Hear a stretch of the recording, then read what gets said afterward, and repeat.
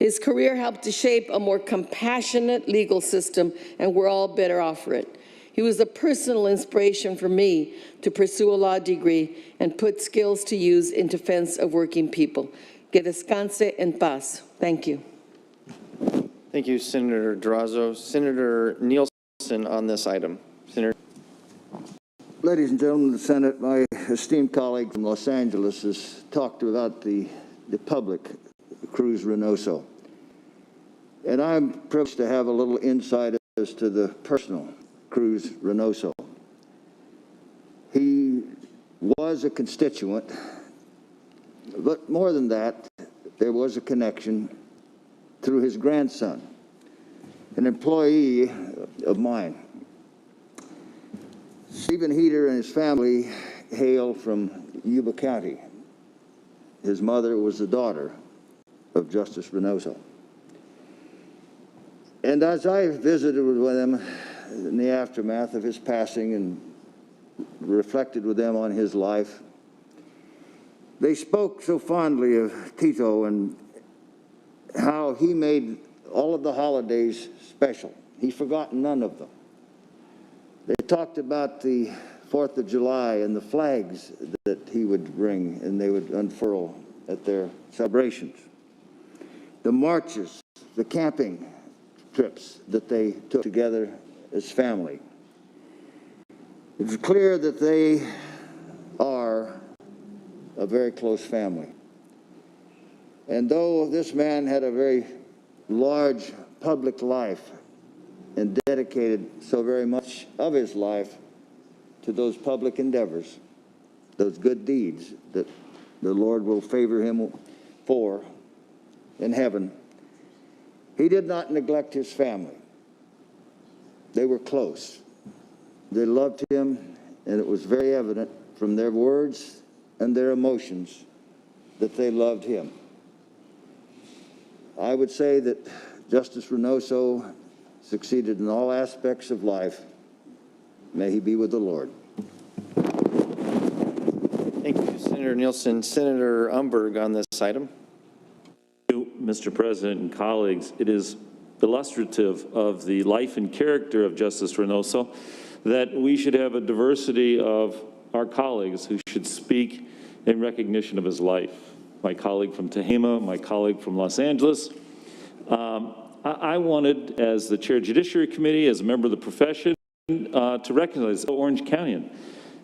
As my colleagues have mentioned, Justice Reynoso was a trailblazer in many respects, in public service, in law, and in mentoring others.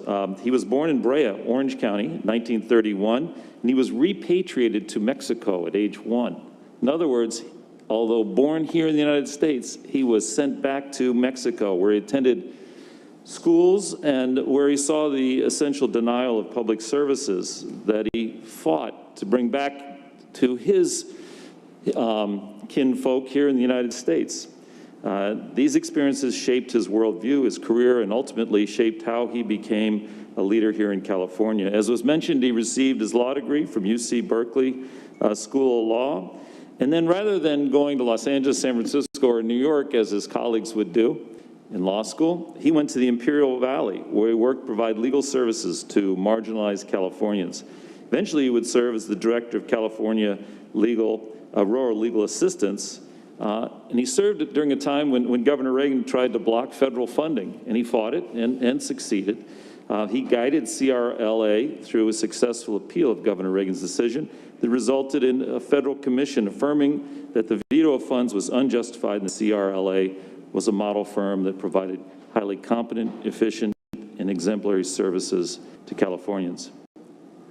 Defending the CRLA was significant because it gave farm workers and the rural folks who live in rural California who are poor access to attorneys and legal protection.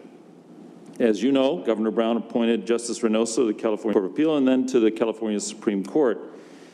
While he was on the bench, he brought a unique perspective and gave voice to California's marginalized communities. Justice Reynoso authored landmark decisions that expanded access to justice, including a decision, as my colleague from Los Angeles pointed out, that ensured that non-English speaking defendants had access to an interpreter during court proceedings, which seems amazing to us, but he led the way in that respect.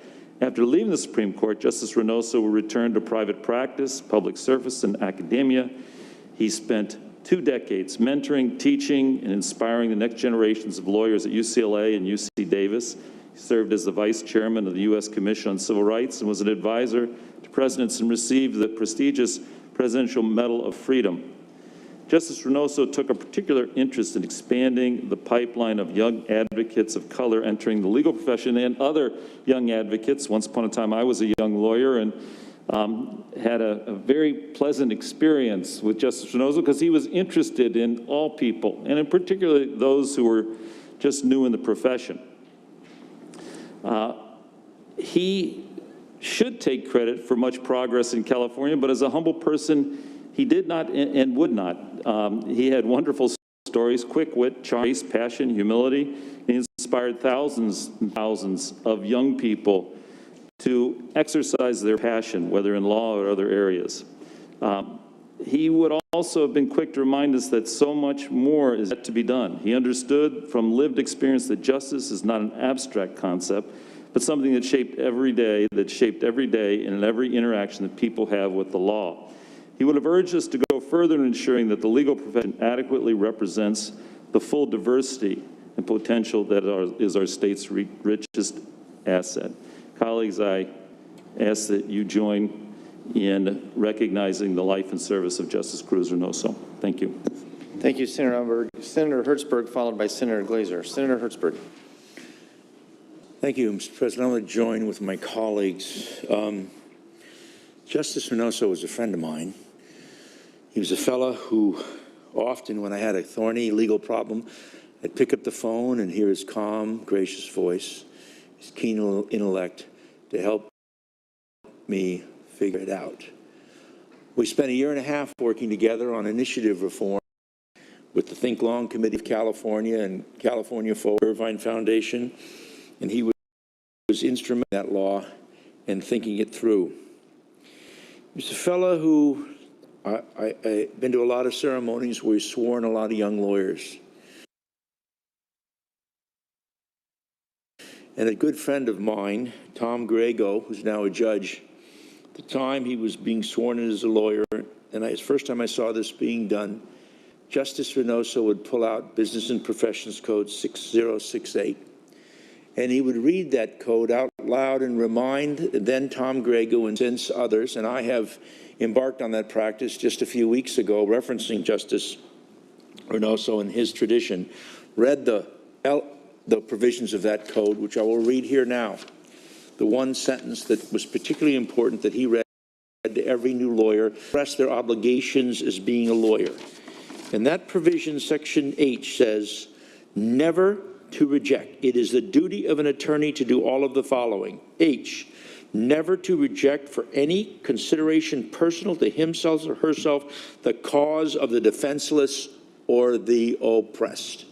As he took and gave the oath of office to every new lawyer, he wanted to make sure that each in this had that seared in their mind, and I took that guidance from him and have done the very same thing each time, literally 2 weeks ago.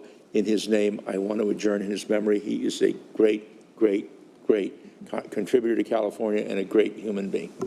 Thank you, Senator Hertzberg. Senator Glazer. Thank you, Mr. President, members.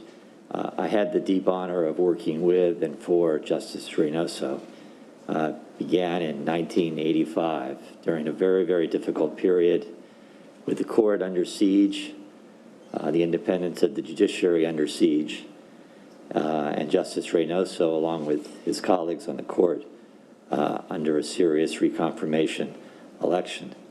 And even during the pressures of that moment, he exuded such a calmness of his place in life and in circumstance, because he knew that he had done everything the right way and that he had fulfilled his obligations with integrity and with independence, and that the political winds of the day didn't drive his insistence on following where justice would lead.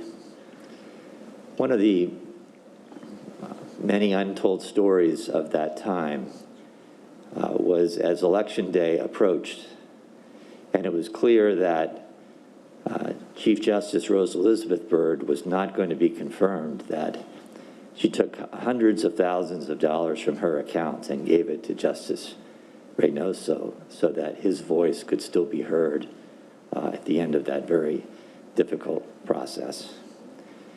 He was a trailblazer, and you wouldn't know it by his demeanor. He exuded such humility in the work that he was doing. But he was a profound trailblazer for our state and for so many of us who admired his service. And he will be deeply, deeply missed. And it is my hope as we recognize him and his service that we, as leaders in this state, can find opportunities to recognize such great men and women as Justice Reynoso in the workings of our state. He is deserving of great recognition, and I hope that the memory that we reflect on here today can continue on with a recognition of his name in places of our wonderful Golden State. And with that, I ask that we adjourn in his wonderful memory. Thank you, Senator Glazer. This ends our adjournment in memories. Members, if you can please bring the names forward to the desk so that they can be properly memorialized by the Senate. If there is no other business, Senator Bates, the desk is clear. Thank you, Mr. President. The Senate will be in recess until 3:30 p.m., at which time the adjournment motion will be made. We will reconvene Monday at 2 p.m. Have a great weekend. Thank you, Senator Bates. The Senate is in recess until 3:30, at which time the adjournment motion will be made. We will reconvene on Monday, ladies and gentlemen, at 2 p.m. Thank you for your service today.